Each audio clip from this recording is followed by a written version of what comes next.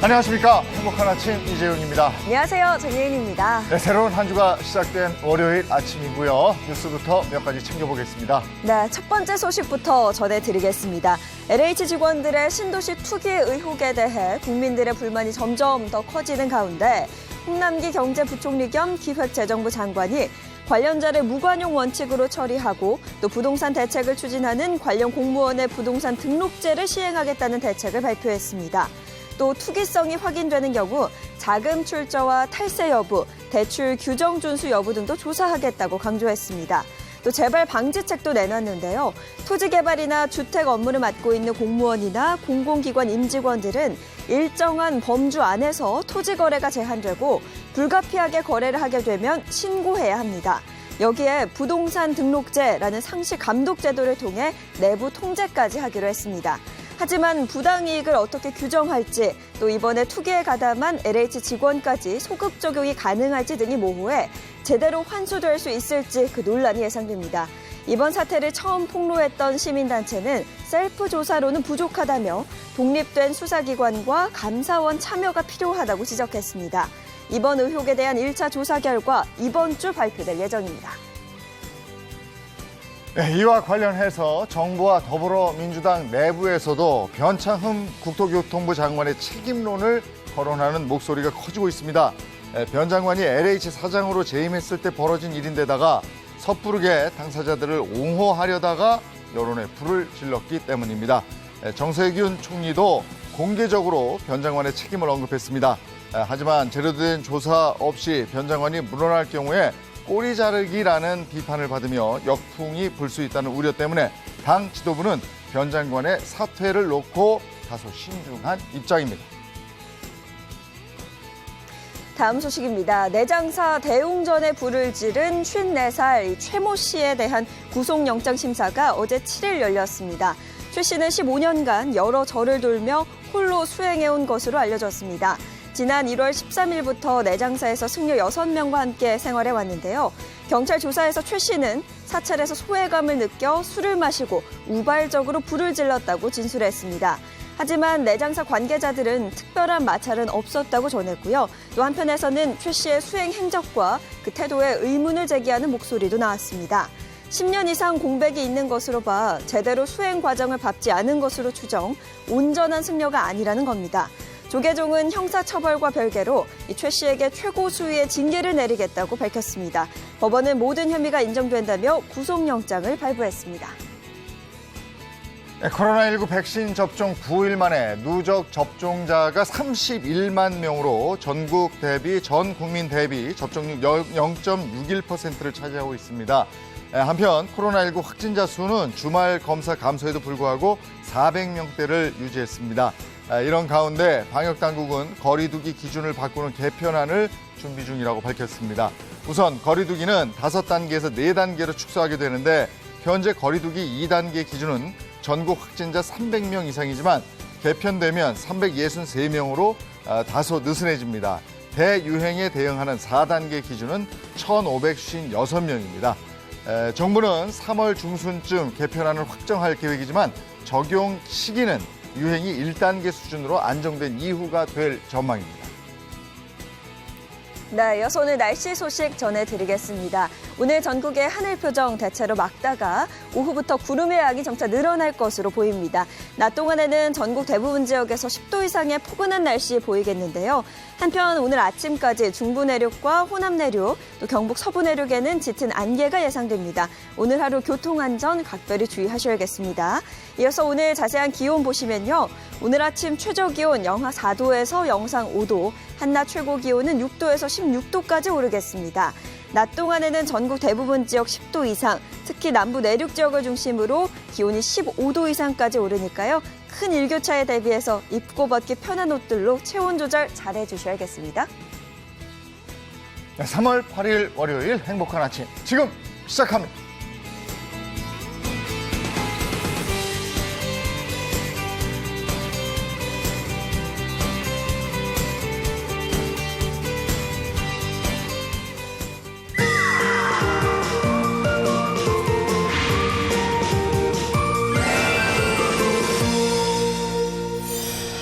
네, 행복한 아침 월요일 함께해 주실 분들 소개해드리겠습니다. 허주연 변호사, 강성신 변호사입니다. 어서 오세요. 반갑습니다. 네, 반갑습니다. 네, 방송인 박수림 씨, 이정수 씨 어서 오세요. 안녕하세요. 반갑습니다. 네, 안건호 기자 반갑습니다. 안녕하세요. 네, 얼굴이 더 조그매지셨어요? 좋겠다. 바쁘셨나 봐요. 네. 이슈부터 좀 전해주실까요? 네, 먼저 준비한 사진 보시죠. 네. 네. 사진 속 물건 뭘로 네. 보이세요? 저거 A사의 되게 비싼 노트북 아닙니까? 네, 바로 그러게. 그 A사의 엄청나게 비싼 노트북으로 가격이 500만 원이 넘습니다. 500만 원 상당히 고가의 물건인데 뭐 물건에 문제가 있었습니까? 일단 설명하기 전에 좀 열어볼게요. 네. 네. 자, 이번엔 사진 속 물건 뭘로 뭐야? 보이시나요? 저게 뭐야? 앞에는 노트북이었는데 지금 사진은 사과 로고 찍혀있는 그냥 철판 아니에요? 어떡해. 뭐야. 지난 2월 중순에 있었던 일입니다. 피해자 A씨는 온라인 쇼핑몰에서 A사의 최고급 노트북을 주문했습니다. 며칠 후에 주문한 제품이 왔고요. 어머. A씨는 상자를 개봉을 했는데 네. 아니 이런 상자 안에는 노트북 대신 사과 로고가 찍힌 네. 말씀하신 철판이 있어요. 예. 그러니까 A씨가 중고 제품을 구입하려다가 사기를 당한 겁니까? 중고 제품을 구입하려고 했다면 그럴 가능성이 있겠죠. 네. 그런데 A씨는 새 제품을 주문했고요. 배송온 제품도 박스에 비닐 포장까지 다 돼 있는 완벽한 새 제품인 줄 알고 있었다고. 네. 야, 이거 귀신이 고칼 노릇이네요. 그러게. 이게 아니 비닐포장지가 이제 씌워져 있었으면 새 제품이란 얘기인데 이게 어떤 단계에서 바뀌었을까요? 그러니까 또 다른 회원이 바로 문제였습니다. 예, 또 다른 쇼핑몰 회원 B 씨가 제품 2개를 주문을 했어요.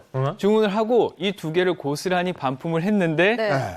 이걸 반품하는 과정에서 비닐 포장까지 씌워서 바꿔치기를 한 겁니다. 어머. 근데 반품된 제품은 그 쇼핑몰 측에서 검수를 다 하잖아요. 네. 뭐 물건이 제대로 들어있는지 뭐 아니면 문제가 있는지 다 이 검사를 하지 않습니까? 그렇죠. 예. 일반적으로 반품된 제품들은 검수를 다 하게 돼 있습니다. 검수팀에서. 그런데 네. 이번에는 비닐 포장이 다 돼 있었잖아요. 그러니까 검수팀에서 별다른 의심을 하지 않았던 거예요. 그러니까 의뢰. 아, 새 제품이구나. 문제 그렇죠, 없는 맞아. 제품이구나. 이렇게 하면서 다시 판매를 또 합니다. 어허. 네, 이 반품을 한 B 씨가 온라인 쇼핑몰 제도를 악용한 거잖아요. 네. 해당 온라인 쇼핑몰은 반품하기 전에 그러니까 사용을 해도 30일 이내면은 무조건 반품을 할 수 있도록 하는 소비자 보호 규정을 적용을 하고 있었어요. 어허. 그게 온라인 바로 그러니까 쇼핑몰이 참 편하긴 한데 반품할 일이 생기면 좀 복잡해. 네. 내가 택배사에 접수해야 돼. 내가 배송비 내야 돼. 네. 또 사용감이 있는지 없는지 그거 가지고 또 신랑이 버리잖아요. 반품할 수 있는지 없는지 따져보고 막 그러잖아요. 네. 그게 좀 복잡해서 웬만해서는 그냥 입고 그냥 먹고 그냥 다 합니다. 그냥. 그러니까요. 저도 뭐 크게 하자 없으면 그냥 쓰거든요. 네네. 그런데 여기는 또 무료 반품이 가능하니까 이거를 이 B 씨가 악용을 했던 거예요. 아이고. 그러니까 이 B 씨가 철두철미하게 범행을 계획한 것 같아요. 그렇죠. 이런 경우에 B 씨가 어떤 처벌을 받게 됩니까? 여러 가지 혐의가 물론 문제가 될 수 있겠지만 지금 제일 중요하게 검토돼야 할 범죄는 역시 사기죄겠죠. 지금 B 씨 행동을 정리를 하면 택배로 물건을 반품하는 척하면서 물건은 보내지 않고 대금은 다시 돌려받아서 지금 노트북의 어떤 고가의 노트북을 그냥 아무런 대가 없이 가져온 그런 경우잖아요. 네네. 이렇게 다른 사람을 기망해서 재물의 교부를 받거나 재산상 이익을 취하게 되면 사기죄가 성립하고요. 10년 이하의 징역이나 2천만 원 이하의 벌금에 처해지게 됩니다. 네, 근데 뭐 B 씨는 당연히 잘못했지만 저는 이 온라인 쇼핑몰도 책임이 있다고 보거든요. 왜냐면 한번 판매가 됐던 제품인데 이걸 새 제품으로 그냥 판 거잖아요. 아, 그렇네. 네, 박수림 씨 말씀하셨잖아요. 네네. 그 검수팀에서 검수를 하게 돼 있잖아요. 그런데 그렇죠. 이 검수를 제대로 안 했고 그리고 심지어 이거는 반품이 됐던 제품이다. 이렇게 분명히 소비자에게 알려줬어야 할 의무가 있거든요. 네. 그걸 하지 않은 잘못이 있긴 하죠. 아, 그럼 온라인 쇼핑몰도 잘못이 있는 거네요. 네, 맞습니다. 이 해당 온라인 쇼핑몰이 사실 완벽하게 비닐 포장까지 돼가지고 왔다라고 해서 이거를 그대로 새 상품으로 판매한다. 이거는 분명히 과실이 있는 거죠. 그리고 사실 리퍼 제품이면 리퍼 제품이라고 고지를 해야 되는데 하지 않은 과실도 인정이 되는 겁니다. 네. 그 리퍼 제품을 새 제품인 것처럼 팔았잖아요. 네, 그럼 그렇죠. 업체 측에도 잘못한 거네요. 네, 그러면- 그렇죠. 예. 어떤 처벌받아요? 이런 경우에는 업체 측 잘못도 명백한 상황인 거죠. 사기죄가 또 역시 성립을 할 수 있습니다. 아무리 작동에 문제가 없는 상품이라고 하더라도요. 소비자에게는 이게 새 상품인지 리퍼 상품인지 알려줘야 되고 그렇죠. 이걸 선택할 권리는 소비자한테 있는 거죠. 근데 이 표시광고법 상으로도 이렇게 어떤 거짓된 광고, 허위 광고 또는 중요한 사실을 은폐하거나 축소하면 문제가 될 수 있어요. 아, 그럼 이거 리퍼 상품을 얘기 안 하고 했으니까 이게 표시광고법 위반한 거네요? 그렇죠. 그런 셈이죠. 그리고 이 만약에 광고에서의 어떤 허위성이나 거짓 광고에 그치는 게 아니라 그 수준을 넘어서서 거래상의 아주 중요한 정보에 대해서 고지를 하지 않거나 허위로 고지를 하는 경우라고 하면 이것 역시 형법상 사기죄에 해당할 수 있고요. 아하. 또 새 상품과 리퍼 상품의 가격 차이가 있잖아요. 네. 그 차액만큼의 어떤 경제적 이익을 봤다 이렇게 평가를 할 수 있게 돼요. 이런 경우라고 하면 업체 측은 당연히 소비자에게 배상을 해줘야 됩니다. 네, 그럼 뭐 당연히 A씨가 손해배상 청구할 수 있는 거잖아요. 네, 맞습니다. 우선 이 사건에서요, A씨는 이 온라인 쇼핑몰 측에 과실 책임을 물어가지고 노트북 가격에 상응하는 보상을 받은 것으로 이제 확인이 됩니다.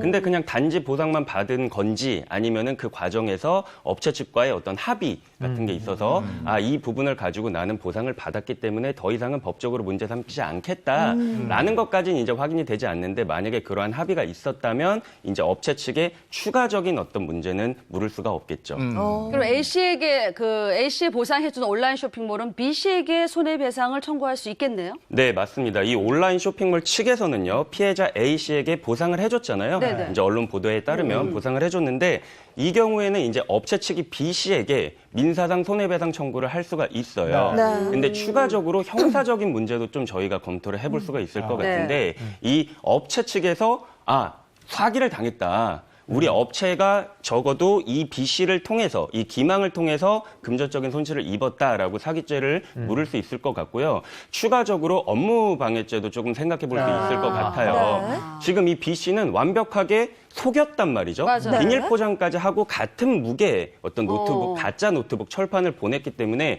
이거는 이 업체 측에 좀 오인이나 착각을 일으킬 수가 있다라고 그러네. 해서 위계에 의한 업무방해죄 역시 검토해 볼 수 있을 것 같습니다. 진짜 치밀했네요. 그러게. 근데 이와 같은 사례가 한두 개가 아니라고 합니다. 배송받은 물품을 바꿔치기 해서 반품하는 일이 또 있었다면서요? 네, 지난달에도 유사한 사례가 있어서 지금 논란이 되고 있는데 택배로 배송받은 물품을 빼내고 반품하는 척하면서 허위로 포장을 해서 물건은 보내지 않고 대금을 가로챈 여대생도 또 적발이 돼서 지금 사기 혐의로 1,000만 원의 벌금을 선고받은 상태라고 합니다. 이렇게 여대생이 가로챈 물건의 그 대금 상당액이 2,600만 원에 이른다고. 큰 돈이네. 2,600만 원은 굉장히 큰 돈인데 이게 반품시키고 환불받는 과정이 이게 쉽지 않을 건데 어떻게 2,600만 원이나 가르쳤을까요? 이것도 이 온라인 쇼핑몰에서 제공하는 membership 혜택을 악용을 했는데요. 우리가 보통 물건을 보내고 반품을 하게 되면은 검수 과정을 거쳐서 환불 대금을 입금을 해주잖아요. 네네. 그럼 시간이 오래 걸린단 말이죠. 그래서 이 쇼핑몰에서는 소비자의 어떤 그 복지, 편의를 위해서 일단 물건을 접수받으면 바로 대금을 환불부터 해주는 정책을 시행하고 있었던 거예요. 이 여대생이 이걸 나쁘게 이용을 해가지고 일단은 물건을 안에는 다른 불필요한 물건을 넣어서 보내고 환불 대금을 받고 물건을 돌려보내지 않았던 거죠. 이렇게 지금 1,000개의 물건을 가로챘다. 근데 시간 지나면 다 들통나잖아요. 근데 반품시키고 환불받을 때는 돈 번 것 같거든요. 근데 나중에 범죄 사실 드러나면은 물어줘야 되지, 또 벌금 내야 되지, 범죄 전력도 남잖아요. 네. 왜 그런 짓을 해, 여대생이?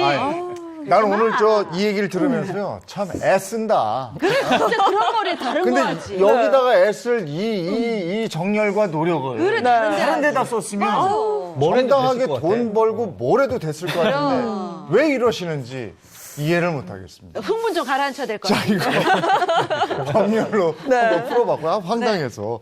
자, 다음 이슈는 뭡니까? 네, 버스 창가에 여성 A씨가 앉아 있었고 남성 B씨가 통로 쪽에 앉아 있었는데 이 남성이 자기 옷으로 이 중요 부위를 이렇게 가린 겁니다. 보이지 않도록. 그리고 이거를 이 여성만 보이도록. 이 여성이 얼마나 무서웠겠습니까? 네. 아니, 여성이 고립된 상황이었잖아요. 그러니까 이거를 달리는 버스 안에서 주변에 알리기도 쉽지가 않았던 거예요. 그러니까 이 여성 A씨가 사실 도움을 요청을 하고 싶었던 마음이 굴뚝 같았던 겁니다. 그런데 이 남성을 넘어서 통로로 가기가 무서울 정도였던 거예요. 당연히 그렇죠. 저도 중학교 때 저 여중이었거든요. 네. 위에 여고 있고 여중이 있고 여상이 있었어요. 네. 그 주말에 4교시만 하잖아요. 대낮이잖아. 학생들 쫙 내려오는데 한 명이 쫙 올라와. 바바리를 탁 입고. 다들 너무 씩씩하게 혼자 올라와. 네. 그럼 모세의 기적처럼 쫙 문이 열려. 소리 지르면서 막 비켜나가거든요. 거기를 노출하고 그러면 탁 씩씩하게 소리봉 들고 올라와요. 그러니까 그 소리 지르고 애들 막 경악하는 거에 그래. 흥분하고 너무 맞아요. 좋아하는 거예요. 그 상황이 반응이 흥분한다고. 너무 무섭죠. 그래서 무시해야 된다고 하더라고요. 저도 소문을 듣고 준비는 하고 있었는데 결국 저는 한 번도 본 적은 없었거든요. 아, 그래요? 네. 저 많이 봤어요. 많이 보셨어요? 네. 허 변호사님은 네. 어떠셨어요? 저도 사실 여고를 나와서 비슷한 경험이 떠오르는 게 있어요. 그러니까. 우리 고등학교가 이제 아파트 단지랑 담벽에 담을 사이에도 이렇게 붙어 있는 그런 곳이었거든요. 근데 거기에 점심시간만 되면 그분이 이제 출몰을 하시는 거예요. 근데 이게 여고생들이 처음에 마주쳤을 때는 소리 지르고 울고 불고 난리도 아니었는데 맞아, 처음에 그래요. 이게 소문이 나니까 전교생이 다 알게 된 거예요. 네. 그래서 점심시간에 누군가가 야 바바리맨 나타났다 이러니까 그분이 이렇게 쫙 이렇게 해서 안을 딱 보여주고 있는데 전교생이 다 지금 창문에 들러붙어가지고 네. 소리 지르고 야유하고 야유를 했어요. 민망하게. 네, 그러니까 그 바바리맨이 혼비백산에서 도망을 했어요. 진짜. 그런 경험이 있었는데 이게 개인적으로 마주치면 진짜 얼어붙죠. 아유, 네. 무섭죠. 맞습니다. 이 A씨도 달리는 버스 안에서 혹시나 이걸 알렸다가 해코지를 당하지 않을까. 이게 상당히 두려웠던 거예요. 어떡해. 근데 이게 고속버스니까 휴게소 같은 데 들릴 거 아니에요. 이럴 때 내려서 자리를 신고라도. 바꾼다든가 아니면 뭐 알린다든가 이렇게 할 수 있었을 것 같은데. 그러니까요. A씨가 사실 휴게소에 딱 버스가 서면 네. 이때다 기회 싶어서 자리를 바꾸려고 했대요. 그런데 네. 아니나 다를까 자리를 바꾸려면 만석이 아니어야 하잖아요. 네. 빈 자리가 없으니까 또 앉을 수가 없는 거긴 한데. 그럼 이거 어떻게 알려진 거예요? 네, A씨가 어렵게 용기를 내서 스마트폰을 활용을 한 거죠. 요즘 그 112 신고 신고할 수 문자로 있어, 가능하거든요. 그래서 어떻게든 신고를 하고 또 증거를 남기기 그렇죠, 위해서 그렇죠. 사진을 또 찍었다고 합니다. 네. 네, 그래서 기다리던 경찰이 종점에서 이 남자를 착.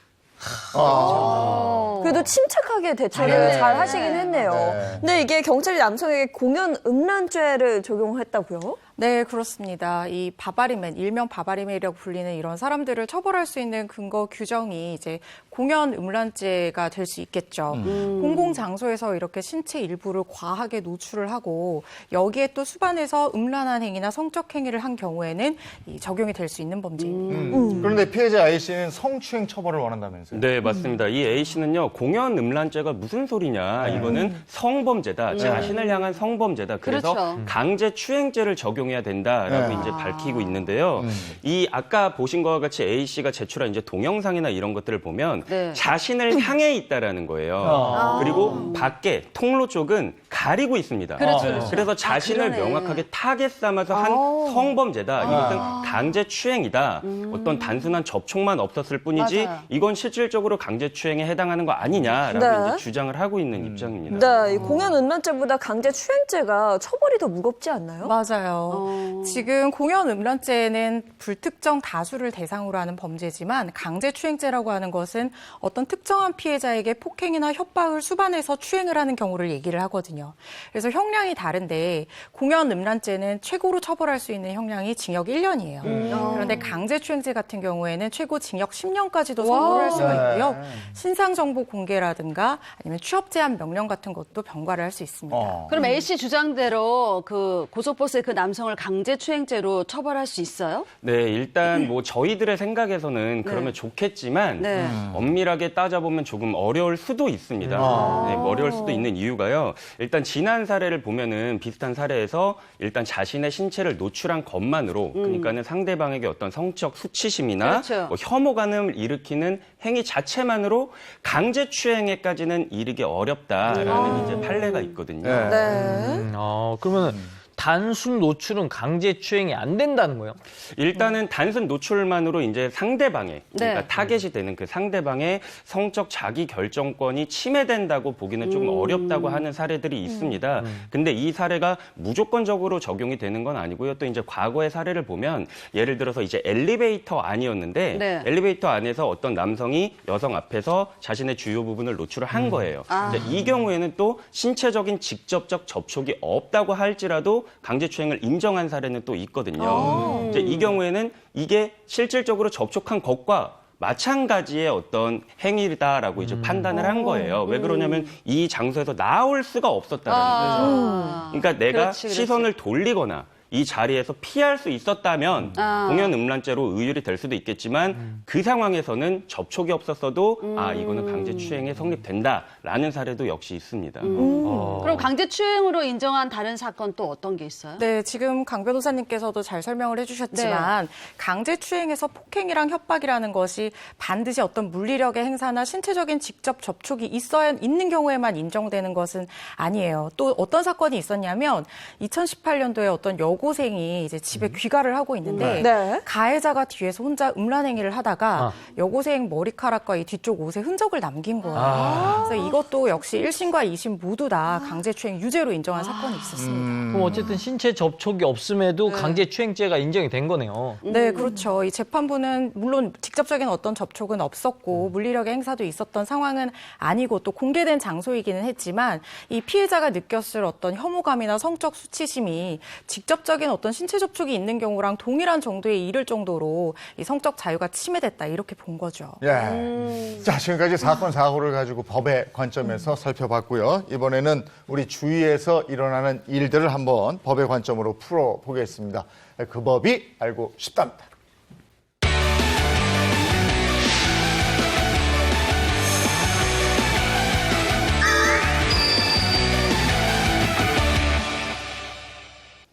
그 법이 알고 싶다. 첫 번째 사연은 뭡니까? 네, 가족 간 이웃 간의 분쟁. 첫 번째, 불난집 범인은 누구?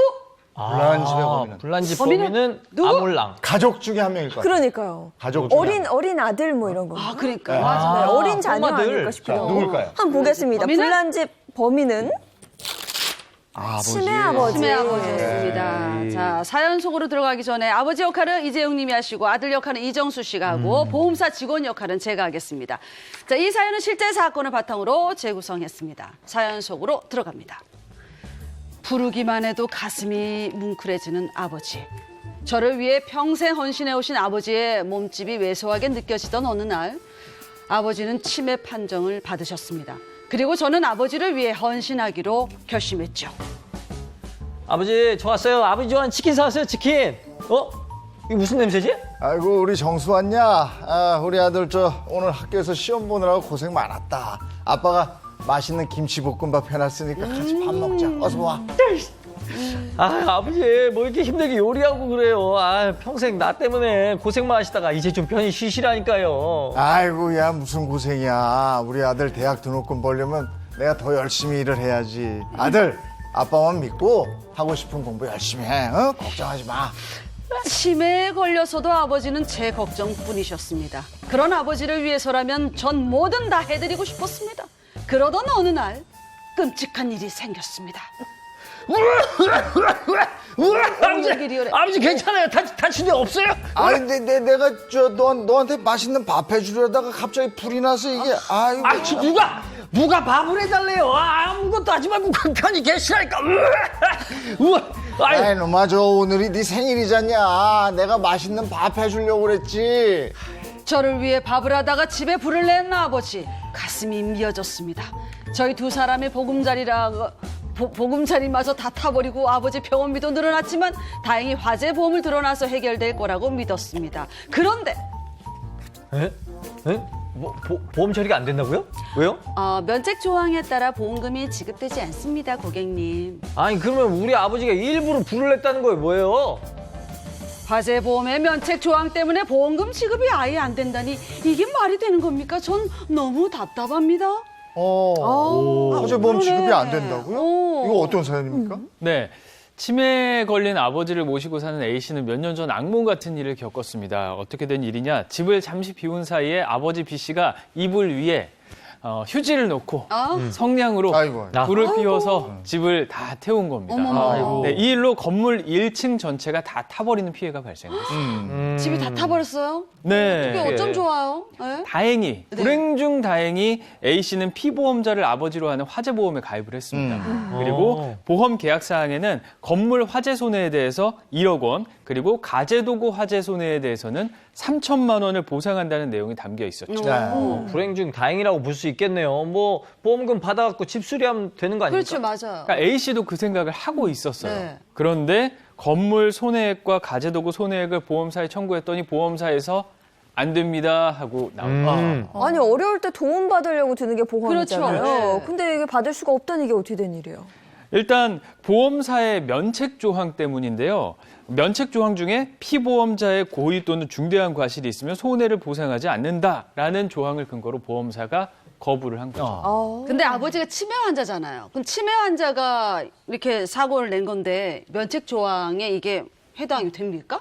이게 A씨 역시 자기 아버지가 치매 환자이기 때문에 면책 조항에 해당하지 않는다고 강하게 주장을 또 했어요. 사물할 변별할 능력이 없는 상태에서 이렇게 화재를 일으킨 것을 일반인이 어떤 생각하는 고의나 과실 수준에 동일하게 잣대를 들이대서 평가를 해서는 안 된다는 게 A씨 주장이었죠. 그래서 보험사를 상대로 5,500만 원의 보험금을 지급하라고 청구를 했습니다. 그럼 이 사건의 경우에 치매에 걸린 아버지가 불을 이제 이 화재 사건이 고의냐 고의가 아니냐 이게 맞아. 관건이겠네요. 네, 맞습니다. 이 보험 회사가요, 보험금 지급의 면책을 이제 주장하기 위해서는요, 피보험자의 행위가 고의나 중대한 과실로 인해서 이에 거의 준할 정도의 중대한 과실로 인해서 발생한 것이라는 것을 입증을 하게 되면요, 이제 면책 사유가 되는 거거든요. 근데 이 경우에 뭐 보험회사에서는 여러 가지 사유를 들어서 정황이 이거는 아무리 치매 환자에 해당한다고 하더라도 여러 가지 정황상 증거들을 이제 법원에 제시를 하면서 이거는 고의 및 중대한 과실로 인해서 발생한 것이다라고 이제 입증을 하게 되는 겁니다. 다른 사람도 아니고 치매 앓고 있는 어르신인데 이거 판단하기가 애매할 것 같아요. 법원에서 어떻게 판단했어요? 법원에서는 A씨의 주장을 들어주지 않고 기각을 했어요. 그러니까 아버지 B씨가 사물을 변별할 능력이 완전히 없는 상태에서 이런 사고를 일으킨 게 아니다라고 본 거죠. 이 해당 사건에 있어서 이 B씨의 변별력이 전혀 없었다고 보려면 여러 가지 이제 증거들이 나와야 되는데 네. 정말 중요하게 정신건강의학과 전문의가 소견을 제출했는데 이 사고 당시에 아버지가 어느 정도 인지 능력이 있었다 이런 의견서가 제출된 거죠. 예. 그러면 아버지의 치매를 인정하지 않은 건가요? 그렇진 않습니다. 일단 아버지 B 씨가 의사 결정 능력이 상당히 취약하다. 이거는 인정을 했어요. 그리고 B 씨는 사건이 있기 몇 년 전 한 대학병원에서 지속적인 치료가 필요하다는 그런 진단도 받은 게 맞습니다. 당시 B 씨는 부인에 대한 피해 망상으로 약간의 폭력성 그런 게 나와 있는 상태였고 그리고 알코올에 의한 치매가 있었거든요. 그래서 약물 치료가 필요하다는 게 당시 의료진의 소견이었습니다. 네, 병원 치료 기록이 있는데 이런데도 안 되는 거예요? 이 제일 중요한 것은 사고 당시에 행위자가 어떤 상태였는지가 중요한 거예요. 이 사건 당일 정황상으로 B 씨는 자기가 화재를 낸 것에 대해서도 아주 명확하게 기억을 하고 있었고요. 또 119에 직접 신고도 했고 경찰한테 잘못했다, 죄를 뉘우친다 이런 얘기도 했다고 해요. 그리고 범행 동기에 관해서도 아침에 혼자 일어나서 밥을 해 먹으려다가 갑자기 화가 나서 불을 질렀다 이렇게 진술을 한 거죠. 이런 여러 가지 정황을 종합해서 봤을 때는 이 사물에 대한 변별 능력이 이 불을 지를 당시에는 어느 정도 있었다 이렇게 본 거예요. 치매 어르신 집안에 계시면 예기치 못한 사고가 날 때가 있어요. 이를테면 왜 요즘에는 그 전기로 이렇게 물 끓이잖아요. 네. 근데 그걸 그 가스레인지에 올리고 주전자로 생각하시고 불을 이렇게 돌린다고. 그러면 그건 타버리잖아요.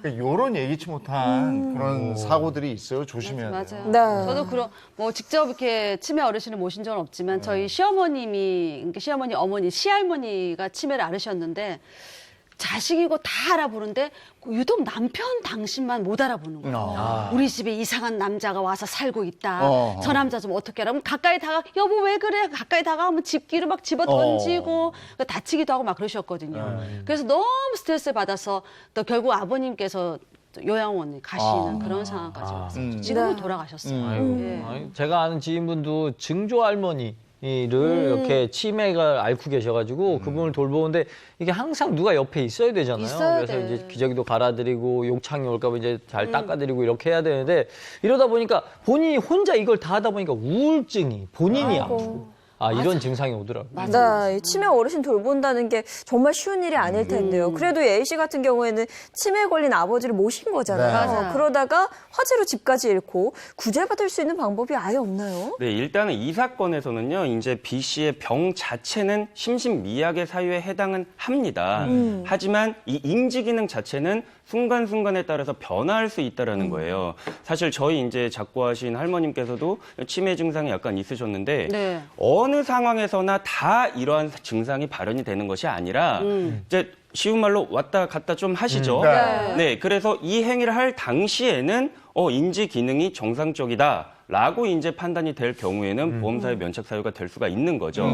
이에 법원의 사유를 좀 인용을 해드리면 B 씨의 문제가 나타난 사정은 보이나 이런 사건은 그 정신심리 상태에서 나타나는 행동 문제라고는 보기 어렵다라고 이제 밝혔는데요. 예. 결국 이 사건 사고로 인한 손해배상 문제는 보험사의 면책 사유로 인정이 됐습니다. 근데 치매 환자라고 해서 무조건 인지 능력이 없는 것은 아닌 것 같아요. 여러분 이런 걸 한번 생각을 해보세요. 치매 환자가 유언을 했어요. 그럼 이게 유효할까요? 무효일까요? 이거 뭐 그러니까 무효 이게 같은데요? 무효 아닐까요? 정신이 왔을 때 한 거하고 갔을 때 한 거하고 또 다르지 않아요? 그렇다고. 왔다 그렇죠. 갔다 하니까. 이게 원칙적으로는 이 치매 노인이 유언을 했다고 해서 모두 다 무효가 되는 것은 아니에요. 예. 그렇지만 이게 유효로 인정을 받으려면 유언할 당시의 유언자의 상태가 어느 정도 변별 능력과 인지 능력이 있었는지 없었는지의 여부에 따라서 달라질 수 있는 건데 네. 이런 사건이 있었어요. 강남에 땅 부자 노인이 있었던 거예요. 네. 2000년도에 이분이 치매 판정을 받고 한 5년 정도 앓다가 결국에 돌아가셨는데 이분이 돌아가시기 3개월 전에 유언장을 작성을 한 거죠. 근데 이 유언장의 효력을 놓고 이 상속받은 자녀들 사이에 법적 공방이 벌어졌는데 아주 치열했어요. 그래서 1심에서는 유효하다. 그런데 2심에서는 완전히 또 바뀌어서 무효다. 이렇게 했다가 대법원까지 가서 결국에는 효력을 인정받았어요. 예. 네, 대법원에서 그렇게 판단한 근거가 뭐였어요? 이 대법원에서는요, 이 사람이 지금 일상 대화는 좀 불가능한 그런 측면이 있지만 자기 이름도 한자로 쓸 수 있을 정도로 정신이 분명하신 자필을 상태. 하셨군요. 그렇죠. 그런 상태였다고 해요. 그리고 이 의사 능력이 완전히 상실된 것은 아니고 자기의 어떤 유언의 어떤 법적인 또 사실적인 의미를 충분히 이해할 수 있는 정도였다. 이렇게 판단을 한 거죠. 네. 하여간 지금 이제 100세 시대가 되면서 이 치매와 관련된 부분은 어느 집이든 자유로울 수 없어요. 네, 그래서 네.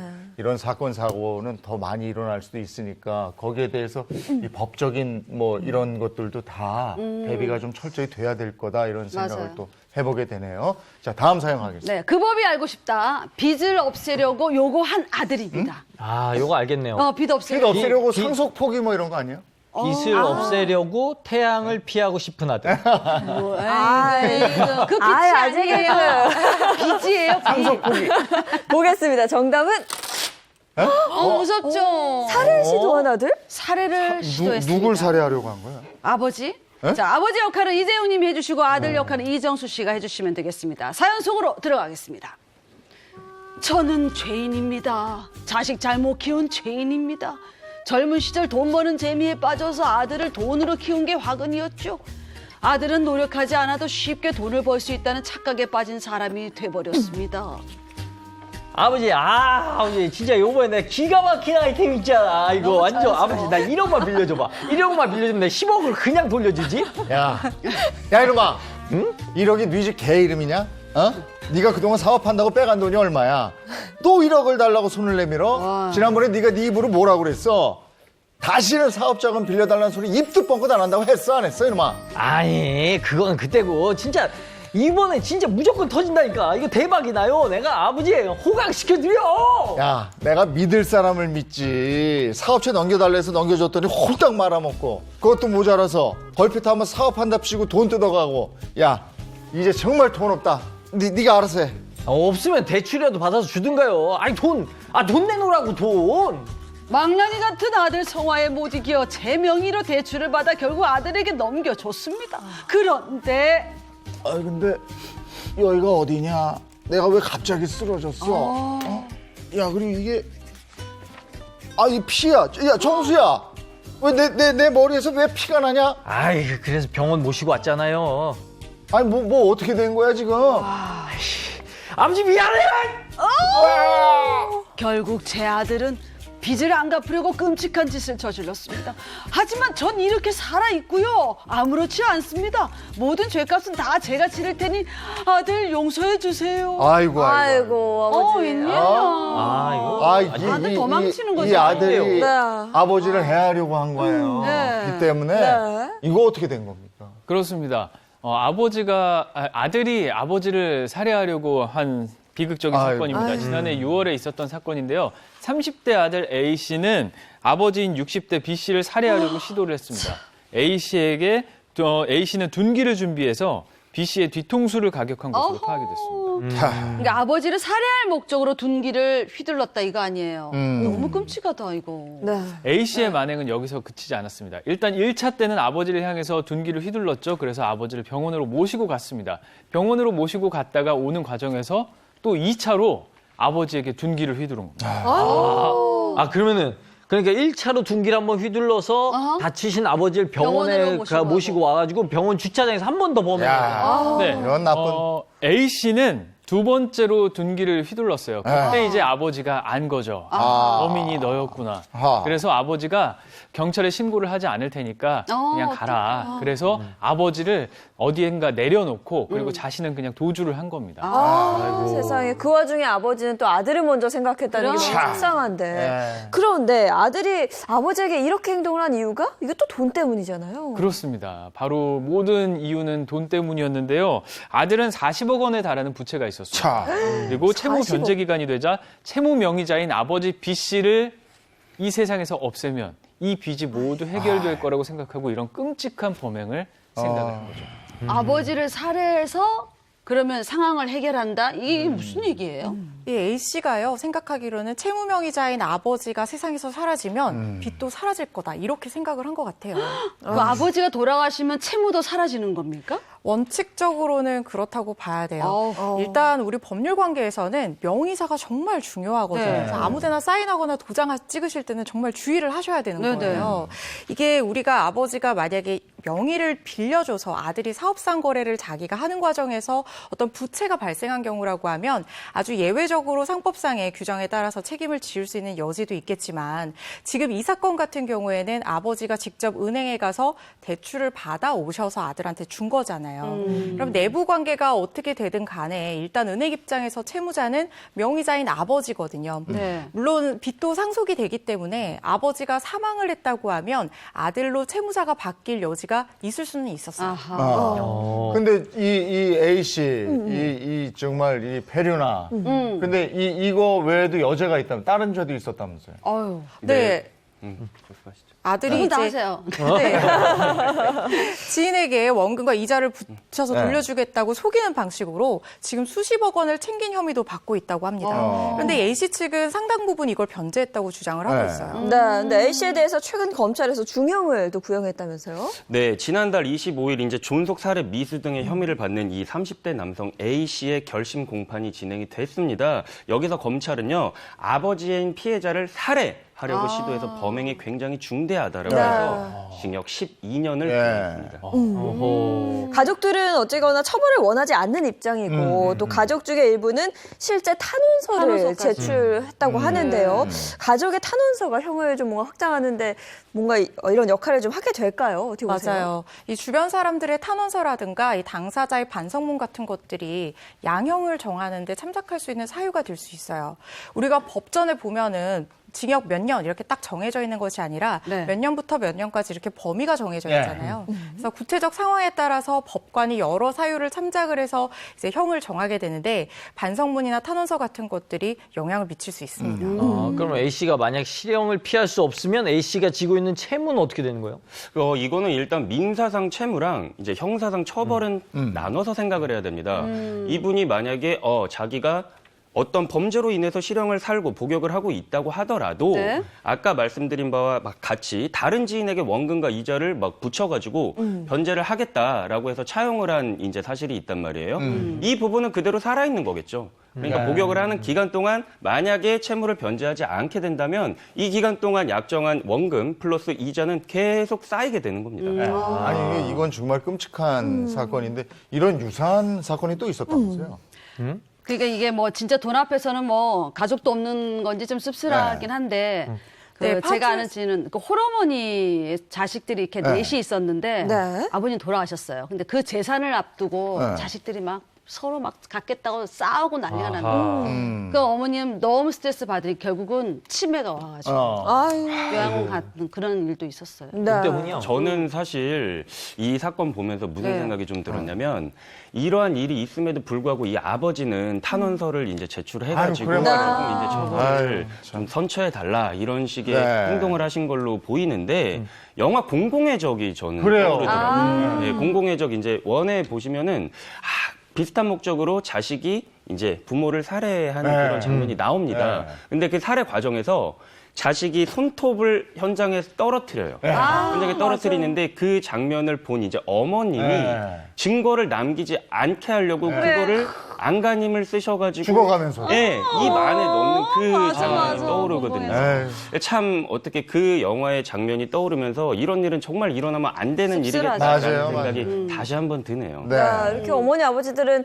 자식들을 생각하는데 그놈의 돈이 뭔지 이런 생각이 또 들고요. 근데 또 이 복권 당첨금 때문에 아들이 어머니를 신고한 또 그런 사례가 아이고, 있다면서요. 네, 파주에서 있었던 사건인데요. 네. 이 일용직 노동자로 혼자 어렵게 일을 하면서 살고 있던 한모 씨라는 남자가 있었어요. 근데 이혼을 하고 딸과 아들을 이제 일을 하면서 키울 수가 없으니까 부산에 있는 어머니가 키워주시는 그런 상황이었는데 이 사람이 복권 1등에 당첨이 된 거예요. 그래서 27억을 받게 됐는데 이 당첨금 배분 문제로 어머니와 다른 여자 형제들이랑 다툼이 생긴 거죠. 그래서 이 문제가 되니까 화가 나서 혼자서 경남 양산의 한 아파트로 이사를 해버렸어요. 어허. 그러면 어머니가 아들을 키워주고 있으니까 뭔가 어느 정도 돈을 줄 거라고 생각했는데 거라고, 그게 돈이 약간 좀 부족했는 모양이죠. 아마 그랬던 것 같아요.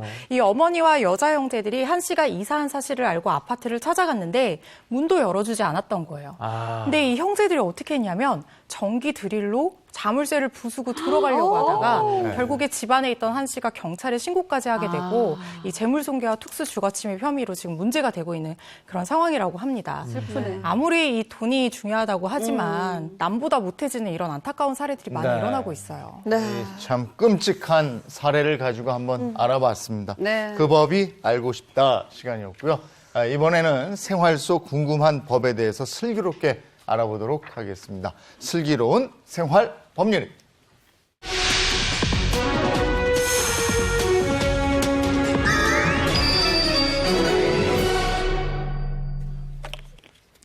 네, 슬기로운 생활 법률 오늘 주제는 뭔가요? 네, 지금까지 어떻게 세상에 이런 일이 하는 그러게. 시간이었다면 네. 이제는 좀 세상에 이런 일도 하는 좀 훈훈한 아하. 시간. 예. 먼저 꽁트로 준비했습니다. 네. 네. 훈훈하면 히터 틀었습니다. 훈훈한 꽁트. 자, 아내 역할은 제가 하고 남편 역할은 이정수 씨가 하겠습니다. 네. 사연 속으로 들어갑니다.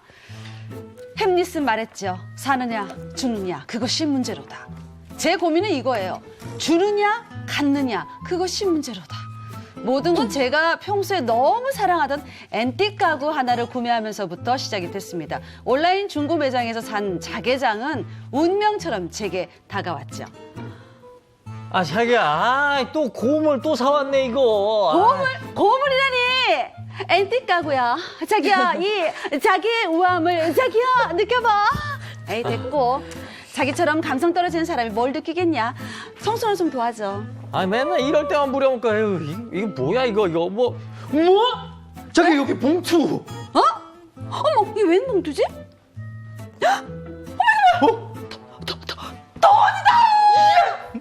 그렇습니다. 운명처럼 데려온 자개장에서 현금 600만 원이 나온 거 아니겠습니까? 6만 원도 60만 원도 아닌 자그마치 600만 원! 전 그 돈을 보는 순간 깊은 갈등에 빠졌습니다. 이 돈을 주인에게 주느냐? 내가 가느냐. 그것이 문제다 진짜. 안 돼, 안 돼. 돈에 주인이 있는데 우리가 갖는 거 안 돼, 안 돼. 그거 안 되지. 그렇지. 주인이 있는데 내가 가진다면 그래 이건 범죄야. 돌려줘야 돼. 맞아. 노노노노노노노노. 자개장 안에 들어있었잖아. 우리가 자개장을 샀지. 그렇지. 그러니까 이것까지 다 산 거야. 그렇지. 이게 다 우리 거지. 맞아. 우리 거야. 그렇지. 이 돈은 주인 없는 돈이야. 바로 내가 가져도 돼. 그렇지. 아니야. 어쨌든 내 돈은 아닌 거잖아. 주인에게 돌려줘야 돼. 아니야. 지금도 버린 것 같던데. 굳이 돌려줄 필요가 있을까? 자기야 미친 것 같아. 이제 그만 괴로워하고 우리 결단 내리자. 중고 가구에서 나온 현금 600만 원. 이 돈을 어떻게 해야 할까요? 이 마음의 갈등이 실감이 나는데 연기를 통해서 실감이 나요. 근데 이 중고 가구 안에 들어있던 현금 600만 원. 이게 무슨 사연입니까? 네, 중고 거래 앱에서 앤틱 가구를 구매한 A 씨는 서랍 안에서 아주 중요한 걸 발견했다고 합니다. 상자 하나 발견했죠.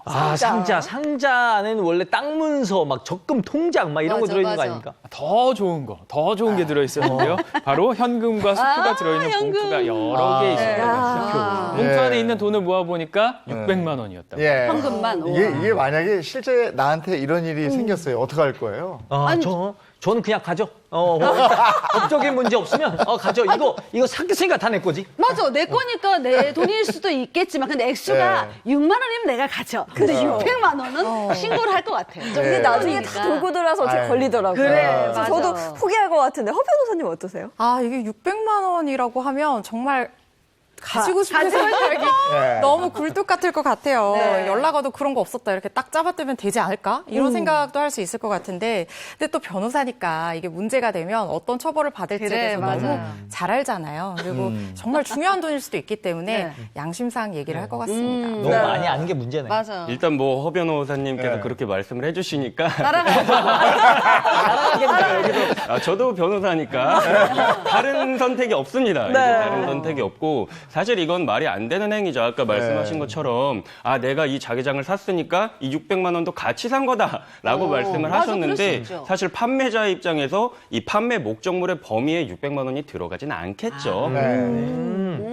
나 어제 100원 주었는데 사실. 그건 가져도 돼. 아이고. 왜 그래요?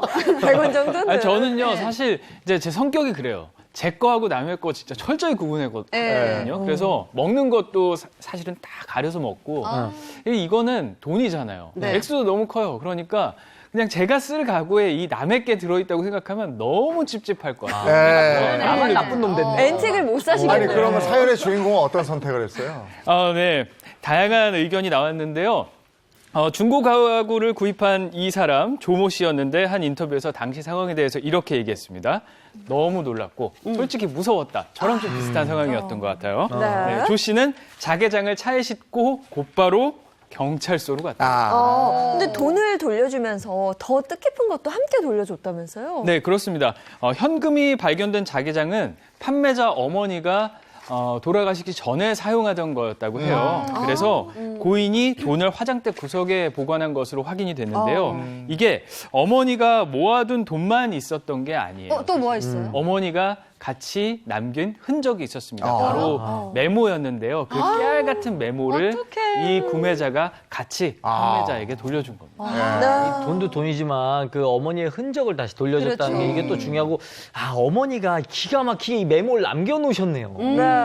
맞습니다. 이 사연이 알려지자 네티즌도 역시 훈훈한 댓글로 조 씨를 칭찬을 했습니다. 같이 댓글 보시죠. 네. 예, 댓글을 보면 야, 착한 사람들이 많다. 잘하셨다. 복이 몇 배로 들어올 거다. 돌아가신 어머니 메모를 찾은 게 진짜 다행이다. 이런 조 씨의 행동을 칭찬하는 글들이 글을 이뤘습니다. 근데 만약에 조 씨가 나쁜 마음을 먹고선 안 돌려주면 어떻게 되나요? 이렇게 주운 물건이나 주인이 잃어버린 물건을 가져와서 함부로 돌려주지 않게 되면은 점유이탈물 횡령죄로 처벌을 받을 수 있어요. 1년 이하의 징역이나 300만 원 이하의 벌금형에 처해질 수 있습니다. 돈을 돌려주지 않으면 처벌을 받지만 돈을 돌려줬잖아요. 그러면 뭐 음료수 한 박스라도 이렇게 보상 이런 게 있어야 되는 거 보상으로 아닙니까? 600만 원. 네, 맞습니다. 이 습득자는요, 보상을 청구를 할 수 있어요. 요구를 할 수 있는데, 이제 유실물법이라고 있습니다. 유실물법에서 규정을 하는 건, 이제 주인을 찾아줘. 그러면은 주인을 찾아주게 한 사람에게 이제 물건 가액의 5%에서 20% 안에 상당한 가액을 우리가 보상을 할 수 있게끔 이제 규정을 하고 있어요. 근데 이 물건을 습득한 후에 이제 일주일 이내에 경찰서에 신고를 하거나 혹은 돌려줬다면 이미 주인에게 돌려줬다면 한 달 이내에 청구를 하는 것을 원칙으로 하고 있습니다. 그렇죠. 살다 보면 내 마음이 선택의 순간인데 내 마음이 편치 않은 순간이 있어요. 맞아요. 그거 안 하면 돼요. 네네. 근데 그걸 하면 자꾸 이게 갈등이 생겨요. 욕심 부리면 안 되죠. 진짜 나쁜 인간은 뭘 해도 마음이 편해. 어떡해. 그런 인간들은 법으로 다스려야 돼. 네.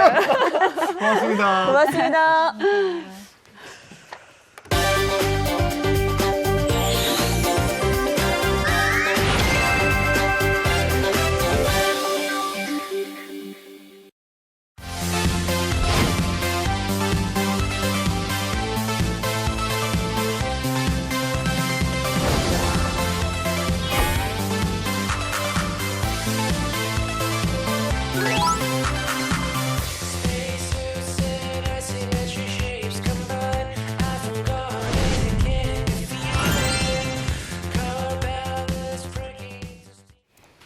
네, 이번에 자동차 관련 얘기 나누겠습니다. 안건우 기자 전해주시죠. 네, 코로나19 이후로 가장 화제가 된 세 가지 말이 있습니다. 네. 비대면.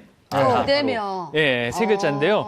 아이들 교육은 물론 뭐 유통이나 외식 그리고 심지어 이 분야까지 비대면이 확산이 되고 있다고 합니다. 근데 절대 비대면으로 할 수 없는 것들도 있잖아요. 가령 뭐 세탁물 같은 경우는 어떻게 맡길 때 뭐 이거 드라이 해주세요, 뭐 어떻게 해주세요 설명할 때 비대면 안 되잖아요. 이게 가능해요. 이제는 스마트폰으로 어플리케이션 설치를 해서 신청을 하고 집 문 앞에 세탁물을 내놓으면 그걸 가져가고 세탁을 해서 또 집 문 앞에 네. 두고 가고. 그러니까 사람 만날 일이 없는 거죠. 그렇죠. 바로 이제 바이러스가 바꿔놓은 우리 삶을 이제 경제학 용어와 더해서 V노믹스라고 해요. 바이러스의 V와 경제를 의미하는 노믹스를 더해서. 그런데 이 V노믹스 시대에 제가 아까 이 시장도 변화하고 있다고 했죠. 바로 자동차 시장도 변화하고 있습니다. 그거 말이 안 되는데 자동차 시장은 진짜 대면의 최전선 대면해야 아닙니까? 딱 우선 이거 보세요, 그렇지, 타보세요, 그렇지. 막 운전해보고 막 이렇게 해야 되는 거 아닙니까? 그렇습니다. 맞습니다. 시승을 해봐야 하잖아요. 네. 만져보기도 해야 하고. 그런데 이제 고객 경험이나 판매 등 이런 영역에서 비대면 서비스를 강화를 하고 있고요. 또 코로나19 확산 방지를 위해서 시행된 사회적 거리두기, 또 이걸 위해서는 비대면 서비스를 어떻게든 강화해야 하는 입장이 된 거죠. 우리가 자동차 사려면 매장 가서 이렇게 한번 가야 보고 돼. 타보고 그쵸. 이런 게 이제 완전히 바뀐다는 얘기예요. 네, 이제 자동차 쇼도 온라인에서 볼 수 있는 시대가 됐습니다. 미국 지사에서는요, 2013년에 오픈한 온라인 자동차 쇼핑몰이 지난해 11월 의미 있는 성과를 거뒀다고 합니다. 해당 서비스를 이용한 이용자들이 자동차 구매를 위해서 전 시장을 오가는 불편 없이 원하는 차를 선택할 수 있고 또 배달 옵션을 통해서 집에서 주문하고 새 차를 받을 수 있다는 점 큰 장점이라고 꼽았습니다. 네, 이 독일의 자동차 시장도요, 비대면 시대에 맞춰서 새로운 소비 플랫폼을 또 만들었다고요? 네, 독일 M사는 2025년까지 완전 비대면 판매 프로세스를 구축한다는 계획인데요. 전 세계 140여 개 국가에서 온라인 스토어를 운영을 하고 있어요. 이 M사는 2025년까지 전체 판매의 25%, 전체 정비 예약의 80%를 온라인으로 전환할 예정입니다. 국내에 있는 M사는 차량 출고와 점검을 위한 운송 서비스, 또 인증 중고차 판매와 매입 상담 등을 비대면으로 모두 제공을 하고 있습니다. 그런가 하면 그 국내 포털 사이트에 스마트 스토어에 입점한 자동차 기업도 있다고. 네, 바로 프랑스 피사인데요. 국내 대형 포털 N사의 스마트 스토어에 처음으로 제품을 판매를 하기 시작했습니다. 차량을. 그러니까 스마트 스토어에서 계약금을 지불하면은 지정된 전시장에서 안내를 받아서 차량을 출고하는 방식이에요. 온라인 쇼핑으로 판매 채널이 이렇게 옮겨가고 있는 것 같아요. 그럼 국내 자동차 기업은 어때요? 물론 국내 자동차 기업도 움직이고 있습니다. 국내 대표 자동차 기업이죠. H사는 지난해 10월 영상 콘텐츠 기반의 글로벌 미디어 플랫폼을 런칭을 했는데요. 여기는 브랜드는 물론이고요. 차종에 대한 정보를 감각적이고 직관적으로 전달할 수 있는 각종 영상 콘텐츠를 볼 수가 있습니다. 네. 또 실감나는 3차원 그래픽도 제공을 하고 있고요. 이 기업에서 개발한 플랫폼은 코로나19가 끝난 이후에도 고객과 지속적으로 소통할 수 있는 창구로 자세한 정보를 편리하게 제공할 예정이라고 합니다. 3차원 그래픽을 이용한다니까 실감나게 그 제품을 볼 수가 있겠죠. 그런데 그래도 우리가 좀 만져보고 그래, 좀 보고 맞아요. 그래야 되는데 이걸 원할 때는 어떡합니까? 그러니까요. 보통 자동차 전시장 가시면 한번 이렇게 문 싹 이렇게 스쳐보시잖아요. 네. 그 느낌이 중요하긴 한데요. 실물을 직접 보고 승차감도 느끼고 싶은 그런 전시장, 두렵다면 야간 무인 전시장을 이용하면 좋습니다. 무인 예. 전시장? 네. H 자동차 기업인데요. 어떻게 했느냐. 야간 언택트 전시장을 밤 10시까지 운영을 하고 있습니다. QR코드를 먼저 스캔을 해요. 네. 그리고 본인 인증을 하면 무인 전시장에 입장을 할 수가 있고요. 전시장에 입장을 해서 인증샷을 찍고 차량 탑승도 마음껏 가능하니까요. 충분히 차를 경험하실 수가 있습니다. 그런데 사람이 없으면 궁금한 건 누구한테요? 뭐 구매 상담은 어떻게 합니까? 다 방법이 있습니다. QR코드를 스캔하면 차량 정보를 추가로 확인을 할 수가 있고요. 그리고 만약에 구매 상담을 받고 싶다. 그러면 전시장에 있는 태블릿 PC를 통해서 예약을 하면 됩니다. 그리고 대면 상담은 부담스럽지만 직접 차량 컬러를 보고 싶다. 이런 경우에도 맞춤형 비대면 서비스를 이용을 하면 됩니다. 네, 그런가 하면 자동차 영업 현장에서 고객 응대를 로봇이 한다. 이건 또 어떤 이야, 얘기예요? 로봇이? 신기하죠. 네. 네, 로봇이 고객 응대를 하는데요. H 기업은 아무래도 영업 현장에서 대면 서비스는 하는 쪽이나 받는 쪽이나 좀 부담스럽기 때문에 고객과 교감하면서 귀여워요. 네, 맞춤형 정보를 제공하는 이런 귀여운 비대면 고객 응대 서비스 로봇을 선보였습니다. 네. 네. 그러면 영업 현장에 가면 로봇이 어서 오세요, 고객님. 네, 그렇습니다. 그러겠네. 네, 하는 거예요? 이렇게 얼굴 인식 또 대화 기술, 자율이동 기술이 탑재되어 있어서요. 다 고객 응대가 필요한 모든 분야에서 활용이 가능하다는 게 설명입니다. 고객 행동에 반응하고 마스크 착용 권고하고 이런 인식 기능까지 다 있으니까 내 비서로 두고 싶다. 저도요. 저 빨래 개는 거 이거 시키고 싶네요. 야간 언택트 전시장에서도 이런 고객 응대 서비스 확대할 계획이라고 하거든요. 이용해 보시면 좋을 것 같습니다. 그러니까 무인 네. 전시장 운영하는가 하면 완전 다른 방식으로 차량을 경험해서 구매할 수 있게 하는 그런 기업도 있다던데요. 네, 올해 제네바 모터쇼가 취소되면서 유럽의 독일의 대형 자동차 회사죠. V사는 버추얼 모터쇼를 자체적으로 운영을 하고 있습니다. V사의 모든 차량과 부스는 디지털 방식으로 구현이 되고요. 실제 모터쇼에 온 것 같은 생생한 경험을 할 수가 있고요. 모든 모델을 사이트에서 만나볼 수 있다고 합니다. 네, 그리고 최근에는 신차 발표회도 굉장히 이색적으로 하더라고요. 네, 바로 영종도에 있는 독일 비사의 영종도 트랙에서 아주 신기한 장면이 있었는데요. 드라이빙 센터에서 신차 60대가 일정한 거리를 두고 도열을 했습니다. 이 차들은 사전 방역을 마친 차인데요. 참가자들은 배정받은 차에 개별 탑승을 해서 행사를 마치는 순간까지 차에서 하차하지 않는 드라이브 스루 방식의 신차 발표회를 경험을 했다고 합니다. 네, 이렇게 진짜 코로나19가 사회 곳곳의 풍경들을 바꾸고 네. 있습니다. 문화도 바꾸고 네. 있고요. 자동차 시장도 예외일 수는 없었습니다. 고맙습니다. 고맙습니다.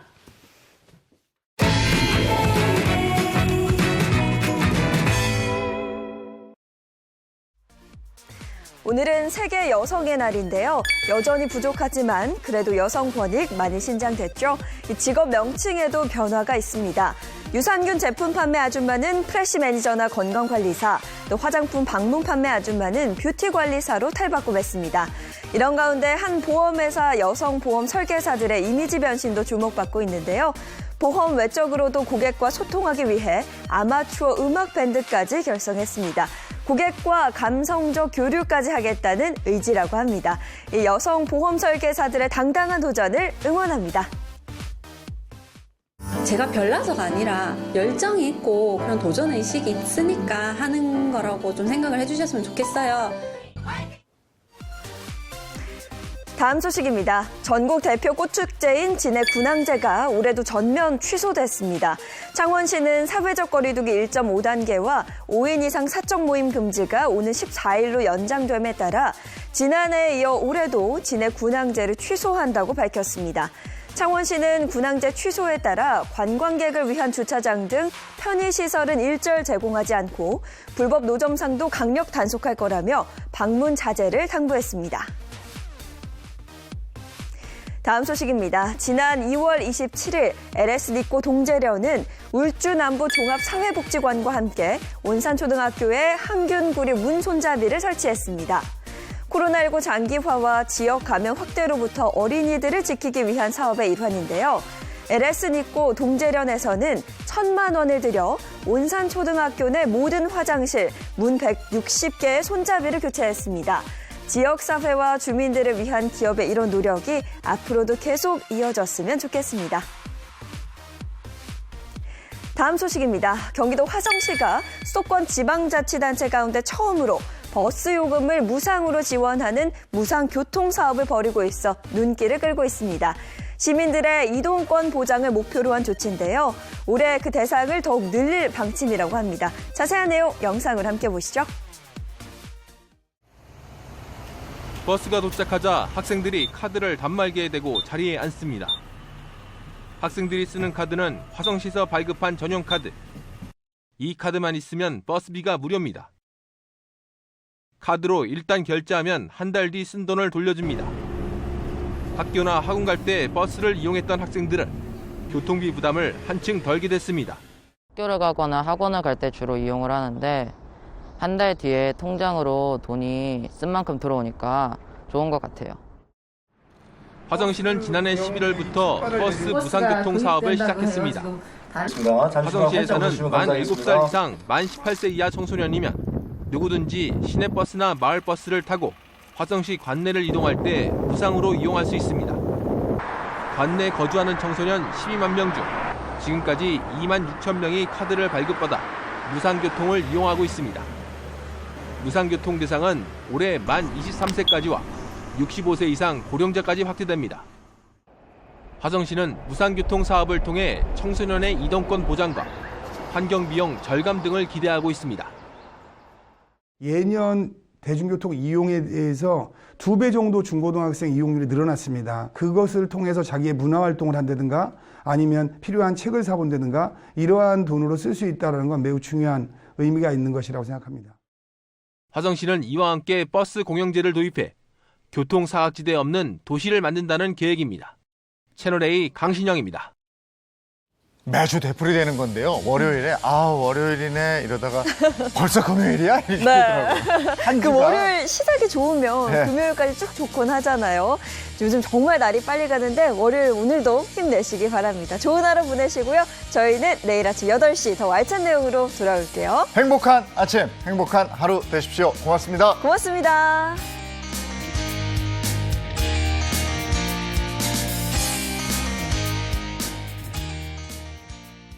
채널 A